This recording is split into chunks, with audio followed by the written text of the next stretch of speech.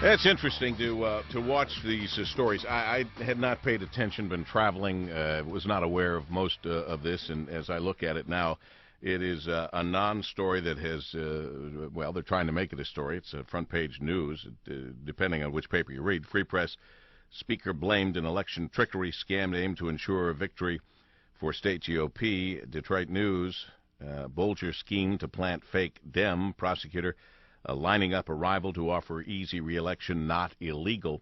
You got a lot of people saying a lot of things, including some of the usual suspects, like Michigan Democratic Party Chairman Mark Brewer calling for Jase Bolger's resignation. That's kind of the way it always goes when something like this happens. Fact of the matter is, we have a gentleman who is one of the most powerful positions in our government, who is the Speaker of the House, and at the very least, he was involved in some political shenanigans, and we thought we'd give him an opportunity to give his side of the story. So, Republican House Speaker Jase Bolger on the end of our line right now, and I wish we weren't having to talk about something like this, but I'm glad we are. Well, good morning, Paul W. How are you? I'm doing well. Tell me, in your words, what is going on here? Sure. When I talked to Roy Schmidt originally about switching parties, his focus, his entire concern was the people of Grand Rapids. His entire focus was his dissatisfaction, his frustration with partisan politics that he was feeling from the Democrats, and so we talked about him switching. Late in that conversation, he really was afraid of what the Democrats were going to do. And what I had said all along was that we need to be sure that we followed the law. And that is what a couple of investigations now, Secretary of State's investigation and then the state police investigation, found is that we followed the law. What I'm disappointed in is, however, we allowed ourselves to get distracted. We allowed ourselves to fall into the political gamesmanship that Roy was so frustrated with. We took our eye off the focus, took it temporarily off the focus of the people and the work that Roy wanted to do. It's not easy to leave a boss, and that is how he felt when he was with the Democrat Party. And that fear, unfortunately, like I say, allowed us to be distracted. And our standard should have been higher. Our standard should have been higher than just following the law. While that was the marker we set, we wanted to be sure that the law was followed. The law was followed. We ought to have a higher standard than that, and that I'm disappointed in.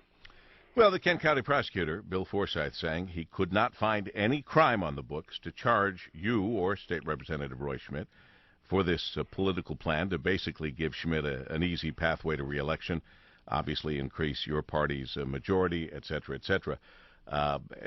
It's embarrassing, yes, but it's a little bit ridiculous for people to be calling for your resignation with such short memories like the head of the Democratic Party. Apparently he doesn't remember a couple of folks who, Democratic Party officials, who were facing up to 14 years behind bars for forging paperwork to put fake Tea Party candidates on the November 2010 ballot. It's astounding to me how short memories are in that area. I want to know your final words on this, if there's an apology necessary or just the embarrassment that you're feeling right now, when we come right back to Speaker of the House Jase Bolger at 6:50 of the hour. Speaker of the House Jase Bolger, a mea culpa.